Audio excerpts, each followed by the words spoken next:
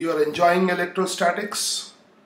मैंने होमवर्क दिया था और किसी एक बच्चे ने, प्रियांशी ने, खाली आंसर मुझे लिख के दिया। मैंने कहा था कि पूरा सोल्यूशन लिख के दो।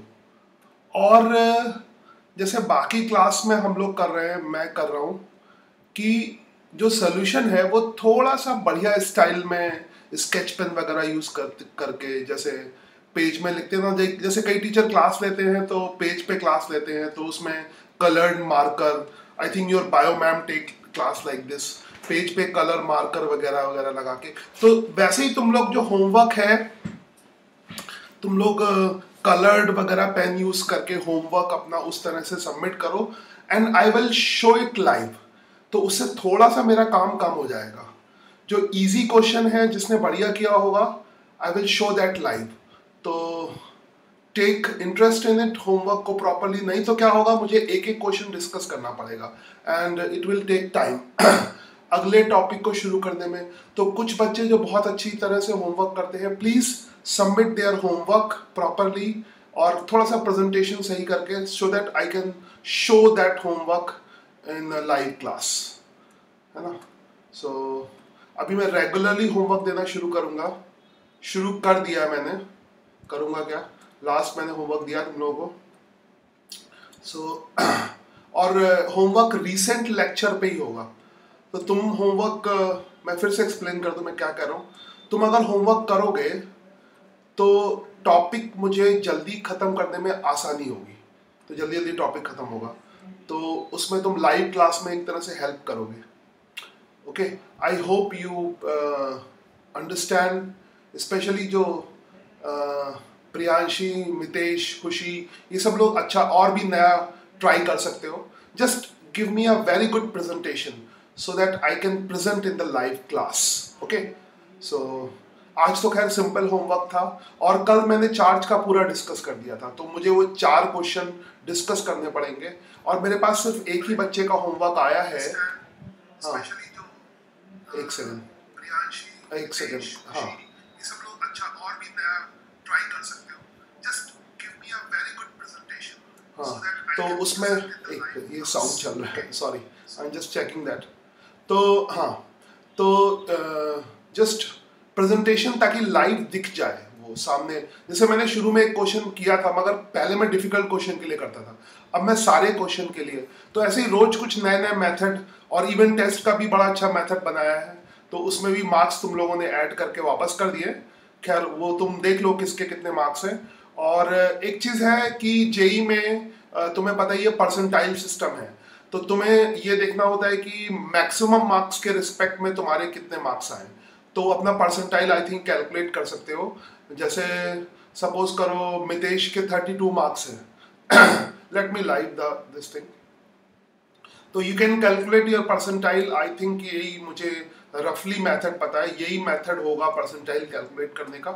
आई थिंक यही मेथड है। जैसे मितेश का 32 मार्क्स है, तो 29/32 इंटू 100 ये परसेंटाइल होता है ना।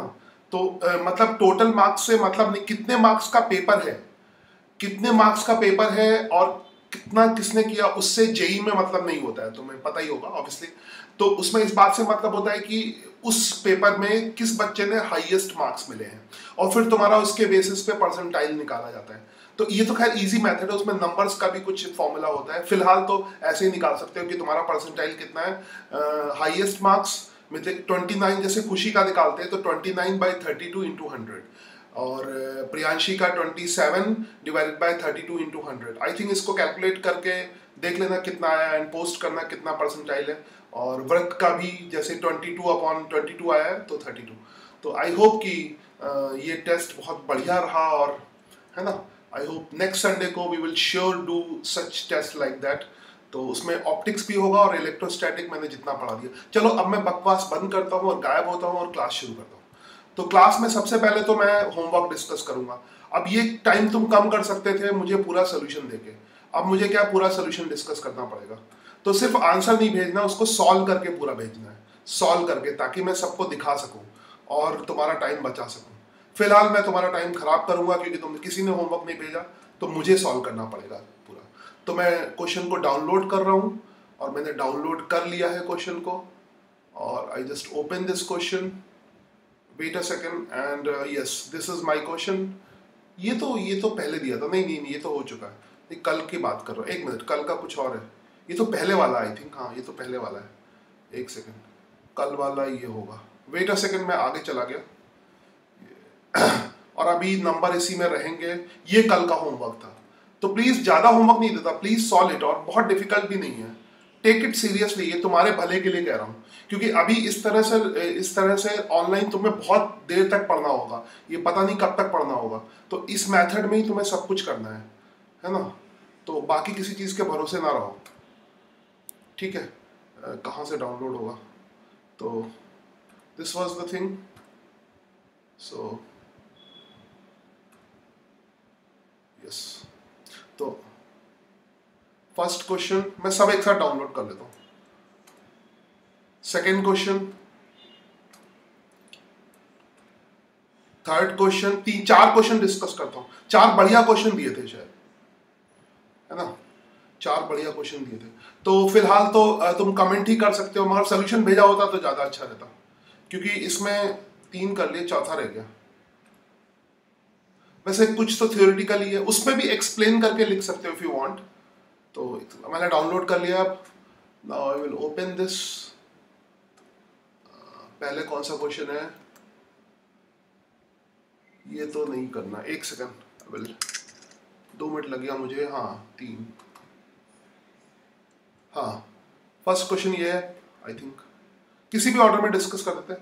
आई कम टू प्रेजेंटेशन स्क्रीन, तो चार्ज खत्म हो चुका है, बस आज होमवर्क डिस्कस करने के बाद I will start Coulomb's law, इसके बाद कूलम्स लॉ शुरू करूंगा। आज तो खैर सिंपल होमवर्क था, और कल मैंने, है ना, और आई होप कि सारे बच्चे इसको ट्राई कर सकते हैं, ये इतना डिफिकल्ट नहीं है सारे क्वेश्चन, तो शुरू में जैसे मैंने डिफिकल्ट क्वेश्चन दिए थे वो डिफिकल्ट क्वेश्चन नहीं है, बस दो सेकेंड ना, 2 सेकेंड, I am working on the presentation screen, it is open but where is that,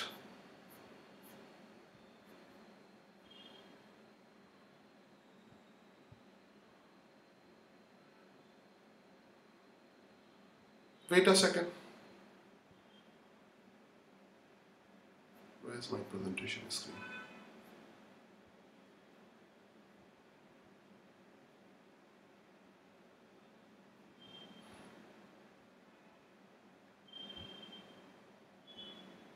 एक तो it is not, yes,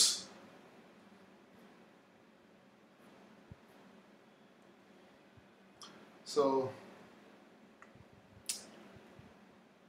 yes, got it, so first, this is the first question and please comment the answer, अगर पहले भेज दिया तो please comment the answer, what is the answer, अभी तो यहाँ पे आंसर ही कमेंट कर सकते हो, है ना, पूरा सोल्यूशन मैंने पर्सनली भेजने को बोला था, अगेन डाउनलोड ही हो गया मेरा, सब चीज़ें मैनेज नहीं होती है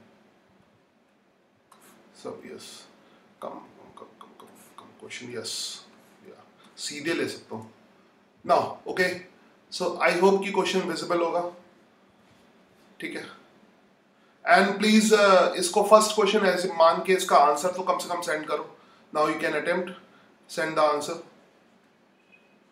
अभी क्योंकि किसी ने सोल्यूशन नहीं भेजा तो मुझे पूरा सॉल्व करना पड़ेगा, अदरवाइज मैं इसका सॉल्व नहीं करता, है ना, तो अगर तुम सोल्यूशन नहीं भेजोगे तो मुझे पूरा सॉल्व करना पड़ेगा, तो आज के होमवर्क से जो भी मैं होमवर्क भेजूं, आई प्रॉमिस कि बहुत डिफिकल्ट नहीं होगा, कुछ बच्चे शायद डिफिकल्ट के चक्कर में नहीं करते हो, मगर आई प्रॉमिस कि मॉडरेट लेवल का होगा, बहुत ज़्यादा डिफिकल्ट नहीं होगा, ठीक है, बहुत ज़्यादा डिफिकल्ट नहीं होगा, तो सॉल्व करो एंड सेंड, पर्सनली सेंड करो, है ना, फिर उसको मैं लाइव क्लास में दिखाऊंगा अगर वो अच्छा, उसका प्रेजेंटेशन अच्छा हुआ, and try to use marker, dark pen, gel pen, marker pen, जो भी बढ़िया सा पेन हो तुम्हारे पास, बढ़िया, ताकि वो इजीली विजिबल हो जाए, और जिस बच्चे का इजीली विजिबल होगा मैं उसको लाइव क्लास में दिखाऊंगा। खैर अब मैं सॉल्व करता हूँ, अ कंडक्टर हैज 14.4 इंटू 10 की पावर -19 कूलम पॉजिटिव चार्ज, तो सिंपल सा क्वेश्चन है, the conductor has 9 electron excess, positive charge है तो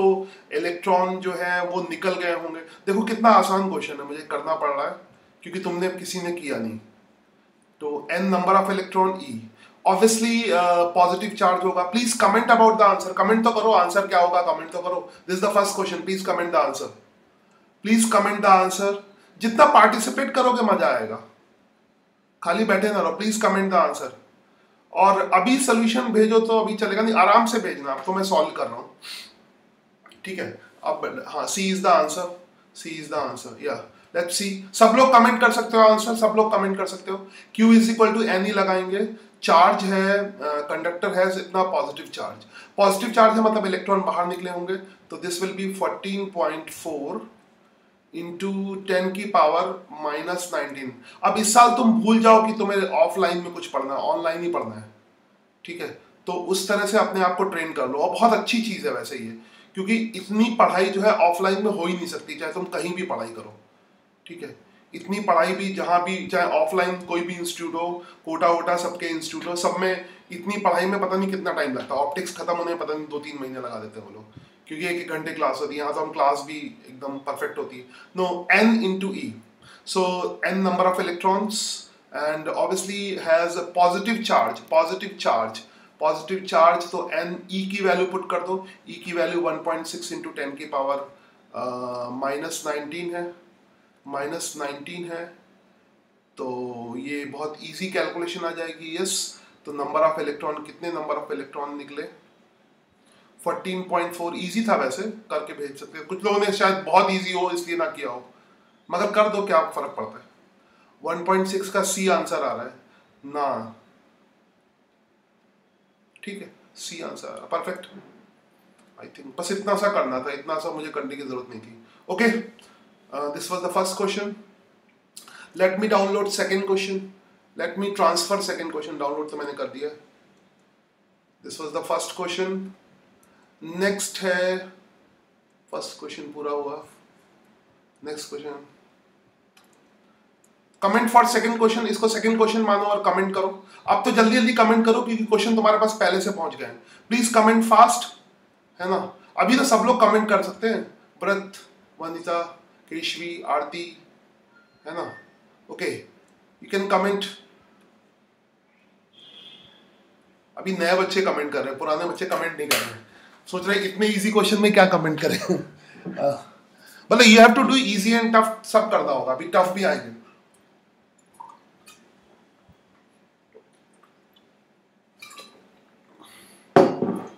Okay, which of the following is not possible? It is very easy question. Which of the following is not possible? According to comments, C is not possible. C is not possible.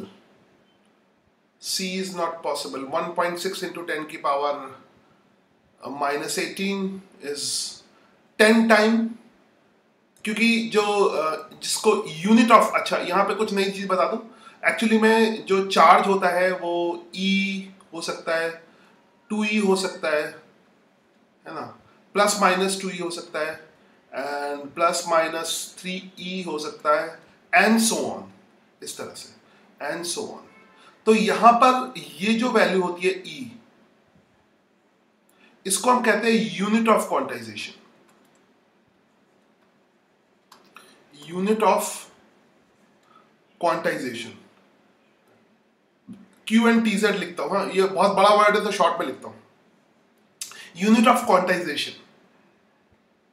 सो यहां per unit of quantization E है. तो E की value है, E की value होती है 1.6 into 10 की power minus 19. सबको पता है, ठीक है, सबको पता है. छोटा सा क्वेश्चन था. तो इसमें 10 ही तो हो सकता है, मगर 1/10 ही नहीं हो सकता. यानी इसको 10 से डिवाइड कर दो, इसके 10 टाइम तो हो सकता है, फ्रैक्शनल चार्ज नहीं हो सकता. यू कैन से कि E/10 is not possible. So E/10 कितना आ जाएगा? 1.6 इंटू 10 की power minus 20 is not possible. I hope 10, या C is not possible. You are perfect. या ये इधर 10, ये इधर 100 टाइम हो गया, ये सब पॉसिबल है, and C is not possible. ठीक है, E/10 is not possible. I hope it was a good question. ठीक ठाक क्वेश्चन है क्वांटाइजेशन पे.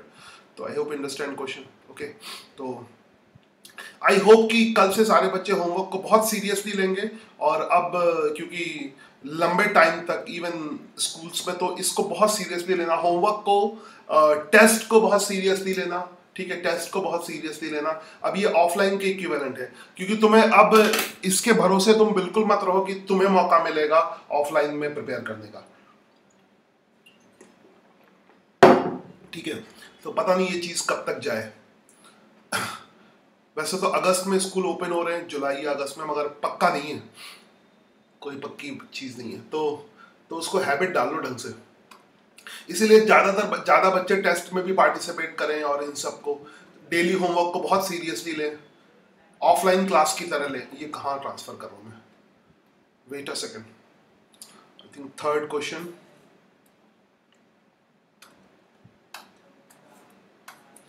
This I am taking third question. अभी तुम्हें पहले ही क्वेश्चन भेज दिए, तो you can comment very easily now. जो भी अपना आंसर है कमेंट कर सकते हो, और सही कमेंट होगा। Now comment for third question, be alive and comment for third question. Comment for third question. A common concept इसको डिस्कस करते हैं। A common concept on charge is given. Select the odd statement. Charge gain by uncharged body. Comment करो फटाफट अपने answer. Charge gain by uncharge body by conduction from charge body is equal to half of the total charge initially present. It's 11 o'clock.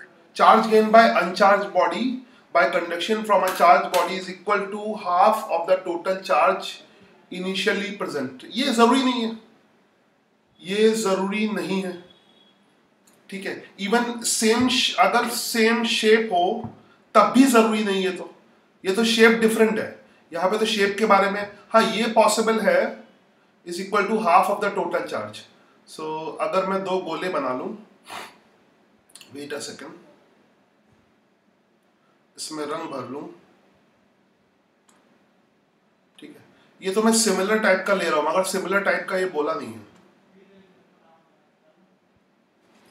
Comment कौन सा statement सही है, odd statement. मैं तो ढंग से डिस्कस करता हूं, तुम्हें पता ही है। तो charge body equal to half of the total charge. तो half of the total charge, ये अगर शेप इनका सेम है तब तो पॉसिबल है ना, टोटल चार्ज का हाफ पॉसिबल है। मगर अगर एक का शेप डिफरेंट है, एक बड़ा है दूसरा छोटा है, तब पॉसिबल नहीं है। सो ये स्टेटमेंट हमेशा सही नहीं है।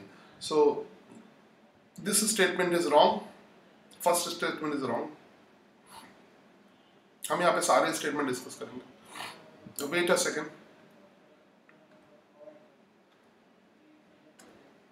अरे ये भी क्या हो गया।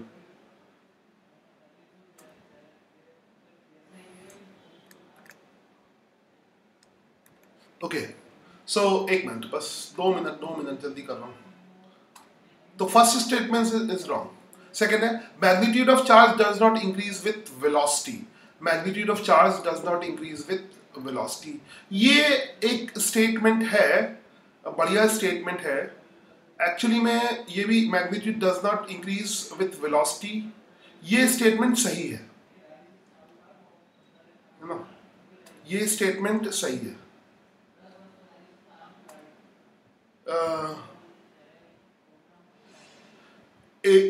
हाफ ऑफ द टोटल, पहला स्टेटमेंट तो गलत है, ये ऑड स्टेटमेंट रूल है, ऑड स्टेटमेंट। तो ऑड स्टेटमेंट तो ए वाला ही है। पहला स्टेटमेंट अभी देखता हूं, पहला स्टेटमेंट सही नहीं है फिलहाल। ये तभी सही होगा जब charge gain by uncharge body by conduction from a charge body is equal to half total charge initially present. ये तब होगा जब आइडेंटिकल शेप होंगे। इसने आइडेंटिकल शेप तो कुछ बोला नहीं है, ठीक है। तो अच्छा, magnitude of charge increase with velocity, magnitude of charge does not, ये स्टेटमेंट तो सही है। इस बारे में मैं थोड़ा डिस्कस कर दूं।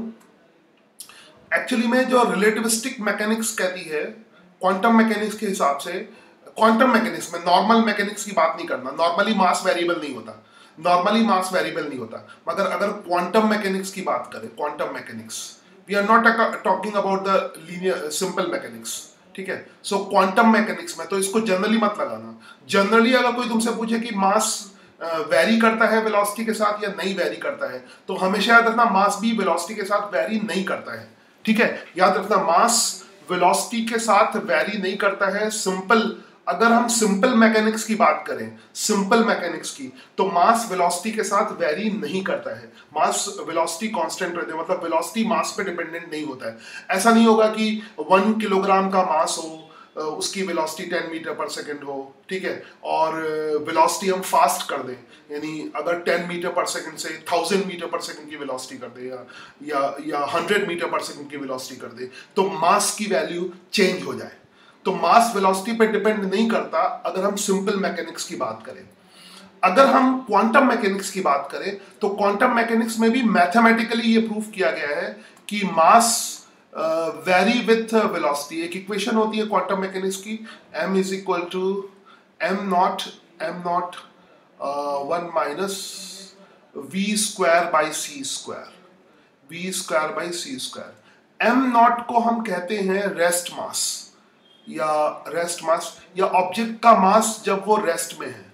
इट इज रेस्ट मास का मतलब ही समझना, इसकी डेफिनेशन रटने की जरूरत नहीं है। कई बच्चे ऐसे रटते हैं ना, रेस्ट मास क्या होता है, when object is in rest the mass will be rest mass. Simple, उसके वर्ड से ही क्लियर है कि रेस्ट मास क्या होता है, आई होप, है ना। और ये जो चीज होती है, this is moving mass. Moving mass का मतलब क्या होता है, जब ऑब्जेक्ट मूव कर रहा है। ये v square by C square आएगा यहां पे। ये भी, इसमें भी अगर v velocity comparable to speed of light है, c पता है सबको स्पीड ऑफ लाइट है, तब ये क्वांटिटी कम होती है। v अगर c के कंपैरेबल है, ये क्वांटिटी कम होती है, और m की वैल्यू m नॉट से ज्यादा होती है, m की वैल्यू इंक्रीज करती है। तो मास इस तरह से वेलोसिटी पे डिपेंड करता है। मगर चार्ज के लिए ऐसी अगर इक्वेशन लिखनी हो, तो charge is equal to, charge के लिए सिमिलर इक्वेशन लिखोगे तो चार्ज के लिए इक्वेशन हो जाएगी q is equal to Q naught, यानी moving rest charge is equal to moving charge. It is, you can say it okay little bit.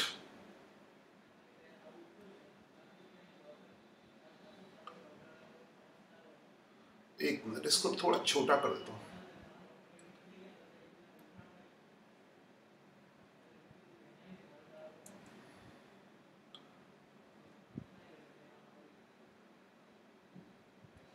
Okay, तो this is basically, wait a second, हाँ, तो इसका मतलब this is rest charge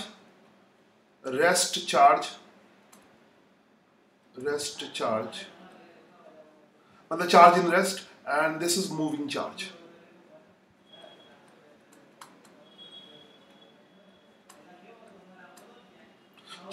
तो magnitude of charge does not increase with its velocity.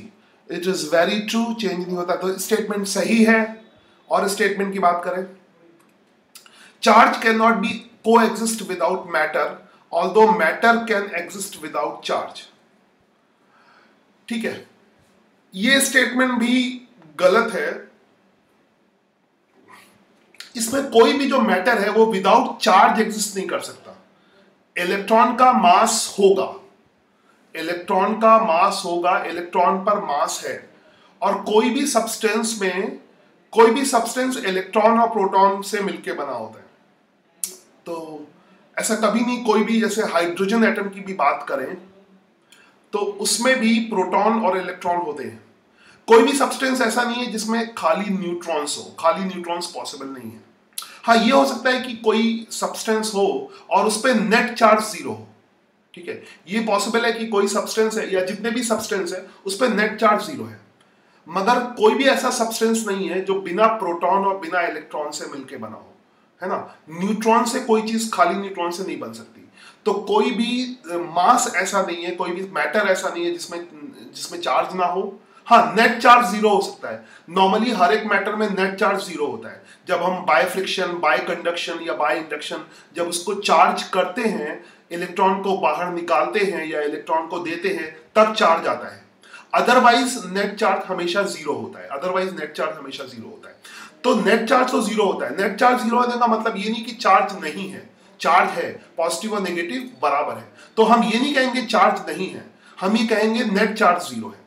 तो अगर इस statement की बात करें, charge can not coexist without matter, yes charge obviously electron पे चार्ज है तो वो बिना मास के तो है नहीं, although matter can exist without charge. ये स्टेटमेंट गलत है, ये स्टेटमेंट गलत है, ऑड स्टेटमेंट है। Yes, between two substances repulsion is true test of presence of charge. Between two substances, इसमें एक्चुअली में स्टेटमेंट्स होना चाहिए, कई स्टेटमेंट ऑड है। अगर ये कहता है select the odd statement, odd मतलब अजीब से स्टेटमेंट, मतलब बेकार स्टेटमेंट है, गलत स्टेटमेंट कह सकते हो, तो वो हो सकता है। Between two substance repulsion is the true test of presence of charge. Yes, ये स्टेटमेंट सही है, ये ऑड नहीं है। इसको एक्सप्लेन कर देता हूं, इसको एक्सप्लेन करता हूं। जैसे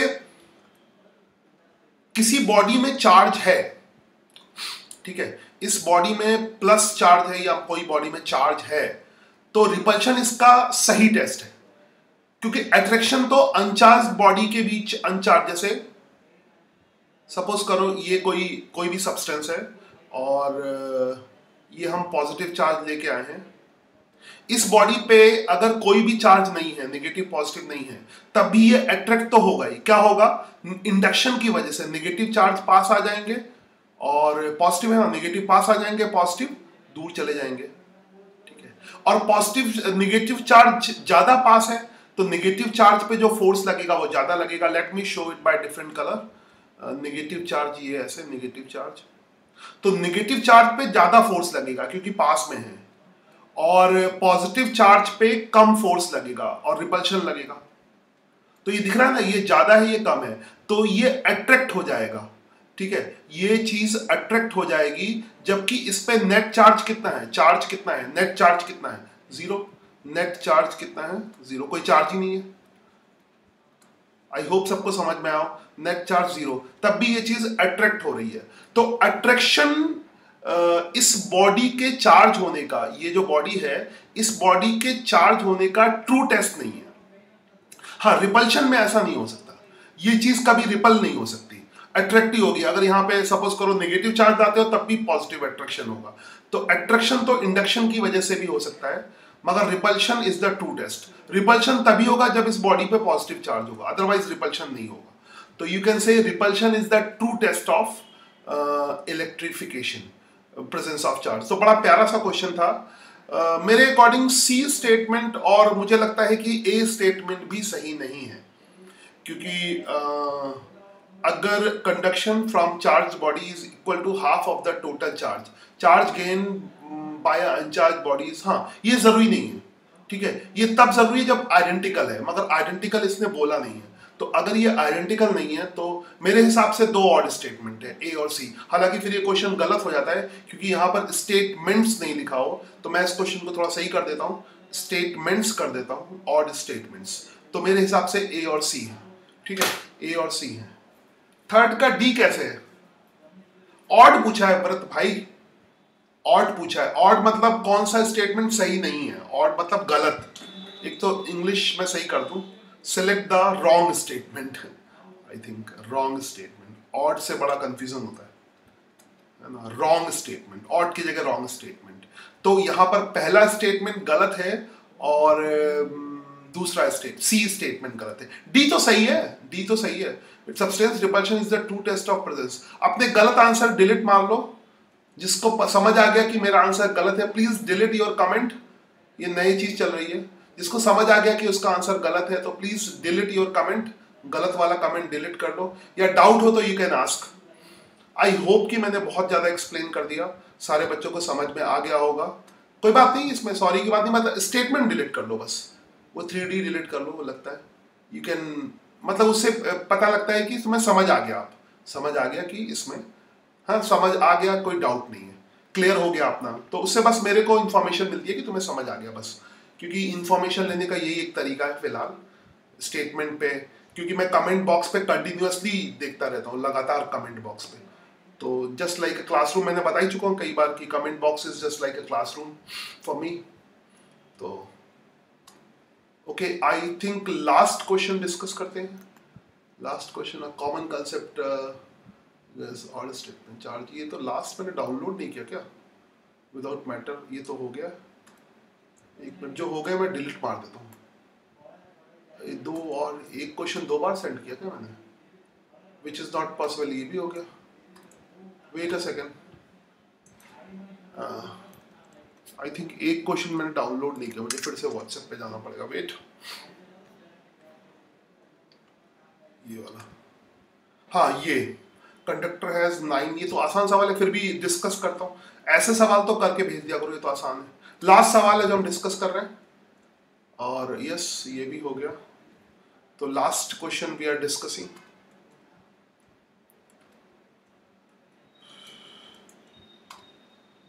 और आज से प्लीज होमवर्क जरूर करना. मैं जल्दी से होमवर्क भेजूंगा, प्लीज होमवर्क जरूर करना.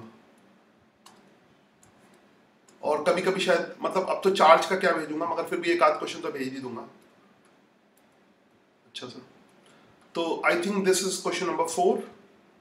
तो सबने अटेम्प्ट कर लिया होगा. दिस क्वेश्चन नंबर 1 2 या 1 2 3 एंड 4. यस, 4 ही तो क्वेश्चन थे, फालतू में काउंट कर रहा हूँ.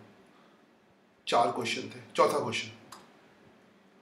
और अब सब लोग अटेम्प्ट करेंगे, क्योंकि मैं शुरू में बहुत डिफिकल्ट क्वेश्चन भेजता था. अब मैं डिफिकल्ट बहुत ज्यादा नहीं भेजूंगा, मॉडरेट लेवल के. एक आध डिफिकल्ट होगा, तो प्लीज ट्राई. आई थिंक सब लोग ट्राई करेंगे, है ना. सब लोग प्लीज ट्राई करेंगे. This question is already done. अरे ये अच्छा, अरे यार मैं फिर दोबारा से करने वाला था. एक और क्वेश्चन था, sorry. This question is already done. एक मिनट, फिर कौन सा डाउनलोड किया. अरे फिर एक क्वेश्चन तो और होना चाहिए. एक सेकंड.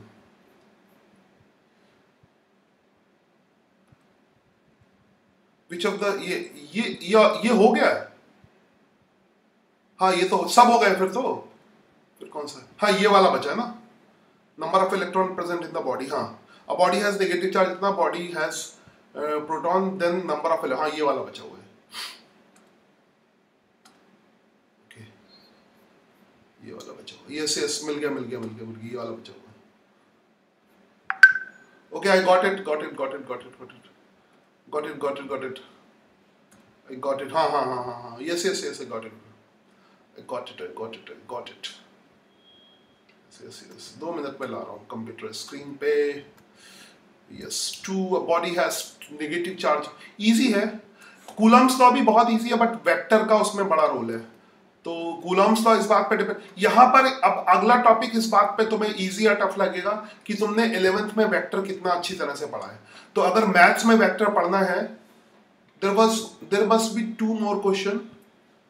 2 more क्वेश्चन का 4 ही तो क्वेश्चन भेजे थे मैंने. 5 क्वेश्चन थे, पता नहीं 4 नहीं 5 तो 2 पहले वाले थे, वो तो मैंने डिस्कस कर दिए थे. 2 पहले वाले तो मैंने ले लिए थे. आई होप कि अगर 2 और क्वेश्चन है तो उसको फॉरवर्ड करो मुझे. There must be 2 more question, then forward me. Forward तुम्हारे पास भी तो होगा, मेरे पास थोड़ी ना. Okay, then forward me 2 more questions. I think पहले वाले मैं डिस्कस कर चुका हूं. A body has, forward question उसको फॉरवर्ड करो जो मैंने डिस्कस नहीं किया. A body has negative charge of 2 microcoulomb. If body has 2.25 into 10 की power 12 protons, then number of electron present in the body is. अगर 2 माइक्रोकूलम का चार्ज है, नेगेटिव चार्ज है 2 माइक्रोकूलम का. अगर 2 माइक्रोकूलम का नेगेटिव चार्ज है, तो इस तरह से तुम पूरा सॉल्व करके भी मुझे भेज सकते हो, जैसे मैं सॉल्व कर रहा हूं. तो 2 माइक्रोकूलम का नेगेटिव चार्ज है, इसका मतलब इलेक्ट्रॉन ज्यादा है, इतने एक्सेस इलेक्ट्रॉन है. ठीक है. तो देन नंबर ऑफ इलेक्ट्रॉन, इतने प्रोटॉन तो होंगे, इलेक्ट्रॉन इतने तो हो गए, ये तो होंगे ही, प्लस इस चार्ज के बराबर होंगे, उसको ऐड कर दोगे. सिंपल सा क्वेश्चन है. ठीक है.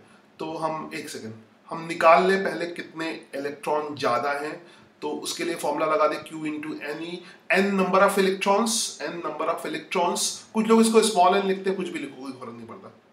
It makes no difference. यहाँ पर ये NE है. याद रखो E माइनस चार्ज का सिंबल होता है और वैल्यू माइनस E होती है. ठीक है. E माइनस चार्ज का सिंबल होता है और वैल्यू E होती है, माइनस E या प्लस E. तो चार्ज है 2 माइक्रोकूलम, माइक्रो होता है 10 की पावर -6, ठीक है। और नंबर ऑफ इलेक्ट्रॉन n, और E की वैल्यू है 1.6 इंटू 10 की पावर -19। अभी आसान सवाल तुम करके अगर भेजोगे पहले से तो मैं इतना टाइम वेस्ट नहीं करूंगा, और try to use good pens, तो प्रेजेंटेशन में मुझे आराम हो, व्हाट्सएप से सीधे प्रेजेंट कर दूंगा तुम्हारा सोल्यूशन। तो ये आ जाएगा 2 divided by 1.6, 2 divided by 1। I hope कि आंसर कमेंट करो, फोर्थ का ए है 2 डिवाइडेड बाय 1.6, एंड ये हो जाएगा 10 की पावर -6।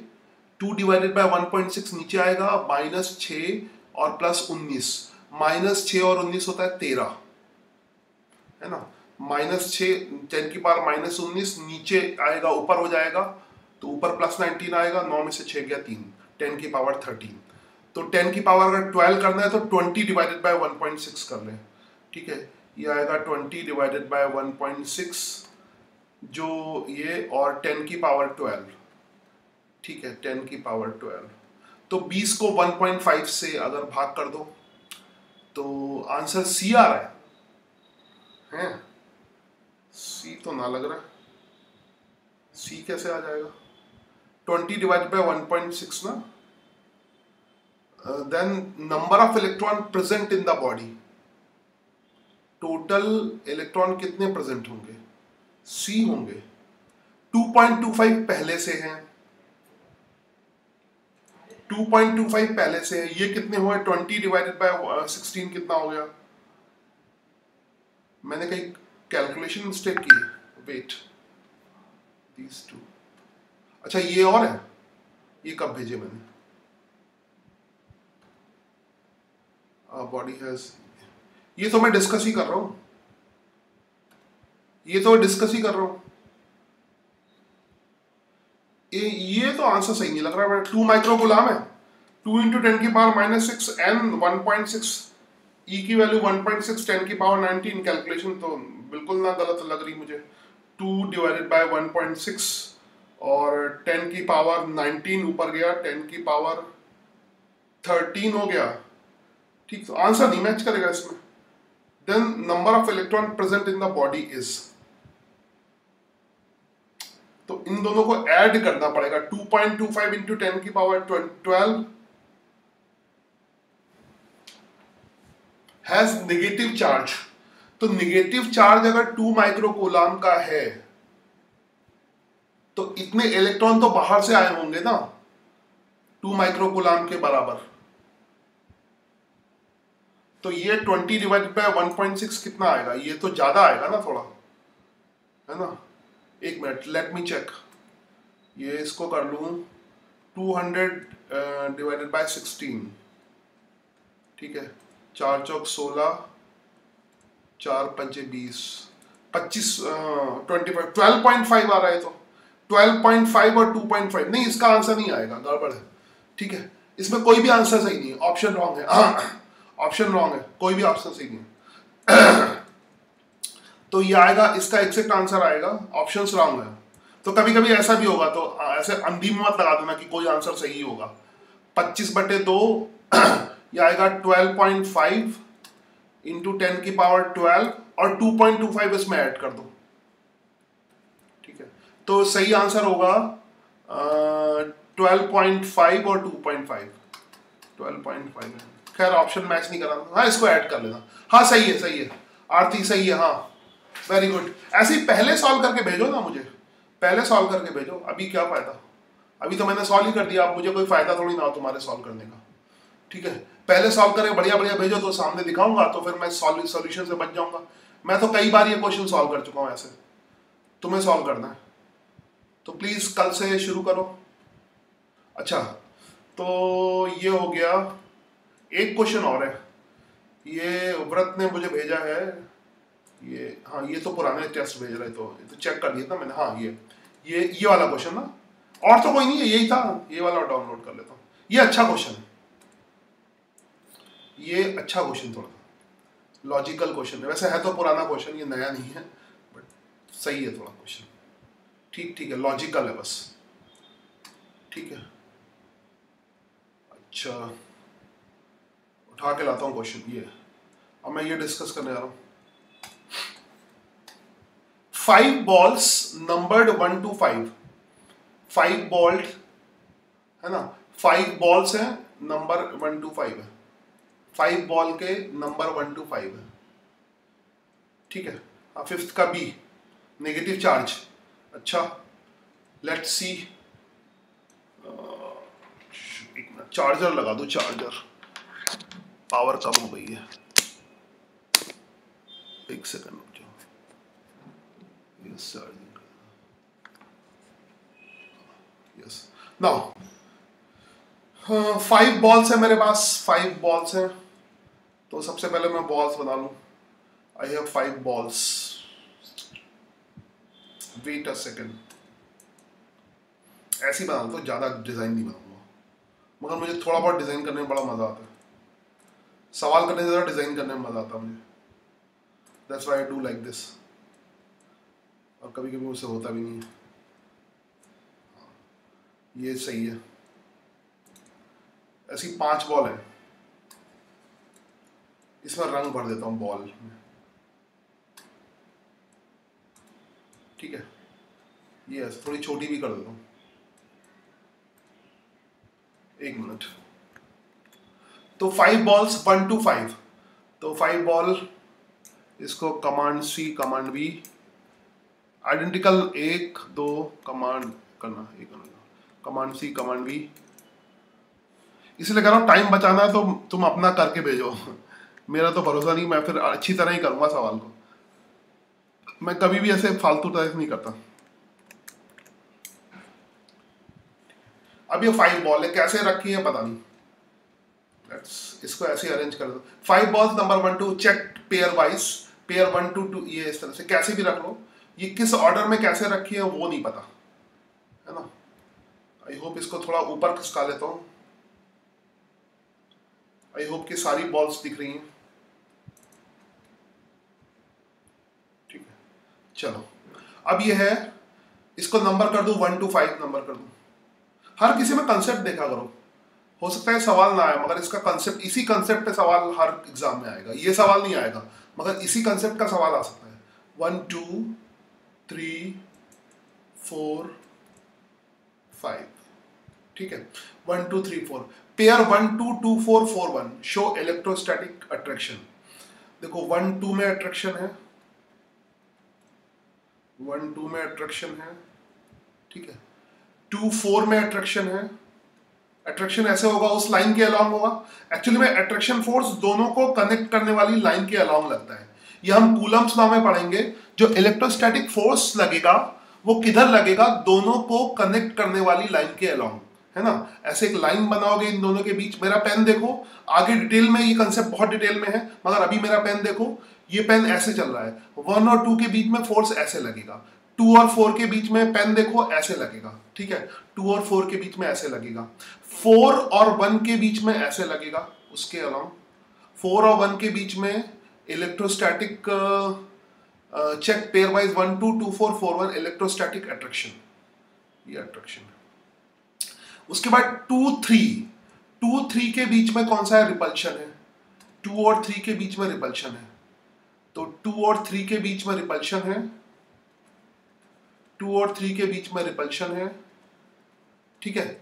और वाइल पेयर 2 2 शो रिपल, 2 3 और 4 5 के बीच में रिपल्शन है, तो 4 5 के बीच में ऐसे लगा दो, ये रिपल्शन है।